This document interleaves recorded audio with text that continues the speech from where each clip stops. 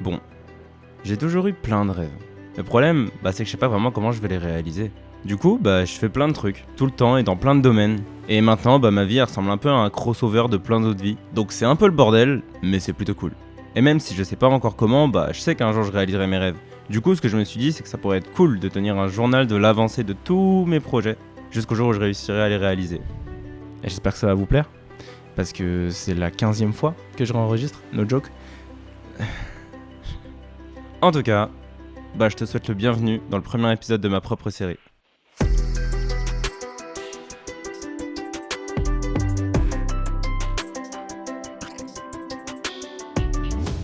Alors, en ce moment on bosse sur 3 projets. Premièrement, la création d'un label avec lequel on pourra produire et bosser avec les artistes qu'on kiffe. Deuxièmement, organiser un concert. Je donne pas plus de détails, je pense qu'il y aura une vidéo vraiment entière consacrée à ça, mais c'est un beau bordel. Et troisièmement, un nouveau son pour Icam, notre plus gros projet artistique. Et aujourd'hui, on va se concentrer sur ce point-là. Avec Icam, on a sorti notre premier album en début d'année, Entropia. On a eu de super bons retours, on a vendu des CD, mais maintenant faut penser à la suite. Et pour la suite, on a plein d'idées, mais la chose qu'on veut le plus cette année, c'est construire une vraie communauté. Parce qu'on a plein d'idées de projets, mais c'est quand même mieux s'il y a des gens pour l'écouter. Du coup pour tout ça, on charbonne au studio. Des fois on kiffe, des fois on débat pendant super longtemps.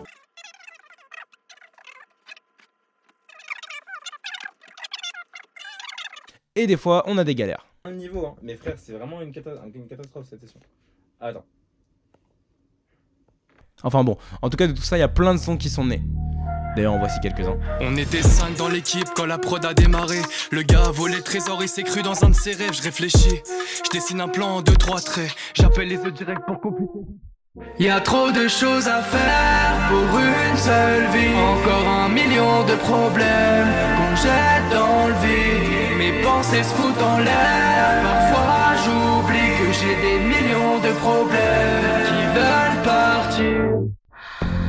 Avant j'avais peur du noir et maintenant je mets plus la lumière.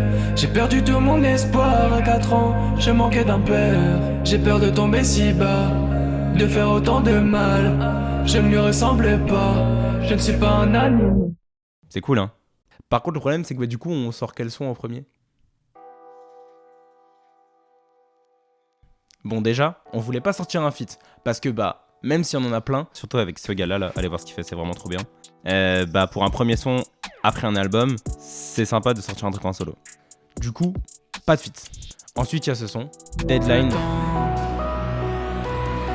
J'aime pas les deadlines, ça me fait trop mal à la tête, je les dépasse normal. Je choisis quand ça s'arrête, j'aime pas les deadlines. J'aime pas les deadlines.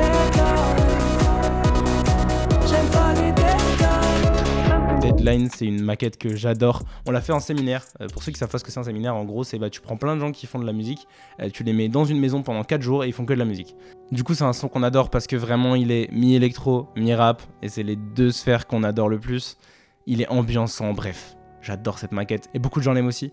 Du coup, on s'est dit, ce son a tellement de potentiel qu'il faudrait faire un vrai clip. Un vrai beau clip. Du coup, on a appelé un peu toute notre équipe en mode coucou les gars, on a un son, faudrait faire un clip, et on travaille dessus. Voilà une des réunions. On n'était pas réveillés de fou, mais tranquille, on bosse. Mais du coup, pour Deadline, c'est mort temporairement. Du coup, on était un peu perdus, on savait pas trop quoi choisir, et on s'est dit que on voulait revenir avec un son vraiment sincère. Pour ça, il y avait 2 maquettes qui sortaient du lot. Noyade et Petit Bonhomme. Les 2 maquettes, elles parlent globalement de la même chose, l'enfance. Mais elles en parlent pas de la même manière. Noyade, on l'a écrit à 4 au studio en parlant un peu de nos enfances. C'était pas hyper joyeux, mais ça donne un son qui est hyper touchant.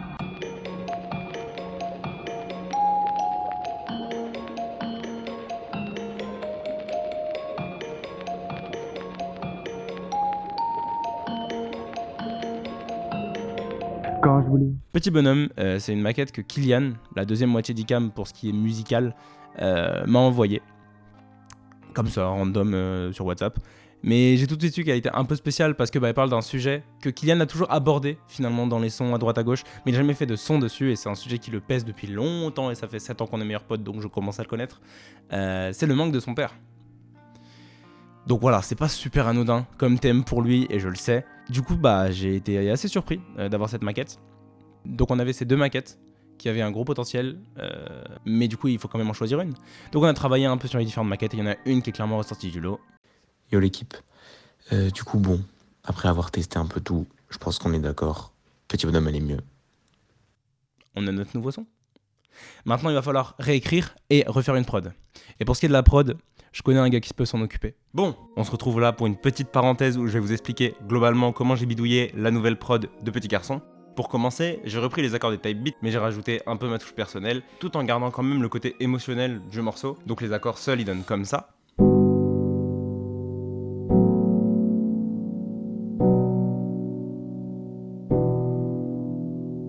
Ensuite, je les ai joués avec différents instruments pour donner une couleur et une texture au morceau. Donc par exemple avec des petites clochettes pour apporter vraiment le côté enfantin de la première partie du morceau. Donc ça sonne comme ça.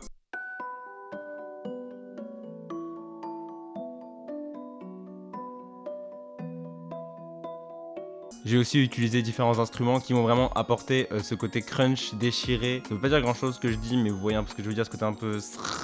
Ça donne ça.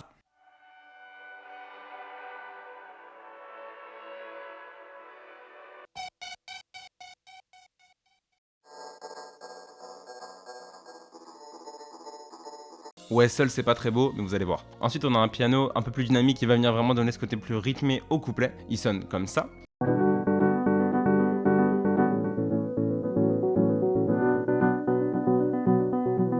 Ensuite, en plus de la couleur, ce qui va être hyper important, c'est les drums, bien entendu.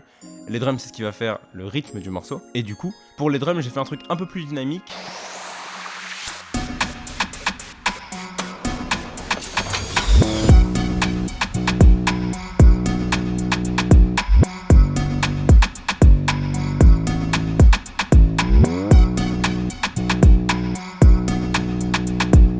J'avais jamais trop fait de drum de ce style, mais je trouvais que là ça correspondait bien et j'étais vachement content de pouvoir expérimenter ça aussi. Bref, j'aime beaucoup ces drums. Et le tout ensemble, ça donne la nouvelle prod. Et la nouvelle, elle sonne comme ça.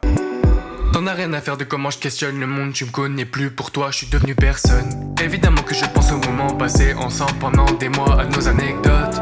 Je suis loin d'être malheureux mais je parle trop souvent de toi en mal avec un tas. Et du coup voilà, j'ai envoyé la prod à Kylian et j'ai attendu la suite. Attendu. Mais quand je l'ai eu, j'étais content. Preuve en image. Ouais, alors la qualité était pas folle parce que j'étais en vacances et en plus j'étais malade. Donc c'était pas incroyable. Mais j'étais très content. En revenant de vacances, du coup, on a booké un studio pour faire les voix finales. 2 heures de studio et c'était bon. Et ça, c'est ce que j'aurais dû dire à la base. Parce que bah voilà ce qui s'est passé quand on allait au studio. Le problème c'est que on est en studio. Il y a Kylian qui est là, mais il a la voix cassée. Mais genre, quand je dis cassé, c'est genre cassé, vraiment cassé quoi. Et du coup, c'est compliqué parce qu'en fait, genre là, on a pris 2 heures. Il est 14h40, on a jusqu'à 16h. Mais là, ouais, il vient de dire ça va être de la merde, c'est compliqué. Alors, tu le sens, non? Tu sens que c'est chaud? Non, c'est mort. Enfin, je pense que ça va rendre de la merde. Hein. Tu veux qu'on... En vrai... Eh ouais, Kylian il avait plus de voix. Et c'est vrai que c'est plus dur tout de suite de poser quand t'as pas de voix. Donc on était un peu dépité, hein, parce que on avait payé le studio. Mais on a eu beau essayer, il y avait rien à faire. C'était horrible. Du coup, on est rentré chez nous avec aucune prise. Et Kylian il a refait des prises clean chez lui. On les a bien traitées au mix. Et au final ça rend bien, donc tout va bien. Et du coup le son il est disponible. Il y en a peut-être parmi vous qui l'ont déjà écouté. N'hésitez pas à nous donner vos avis. Parce que vu que vous êtes une toute petite communauté pour l'instant, nous, le moindre avis, c'est hyper important.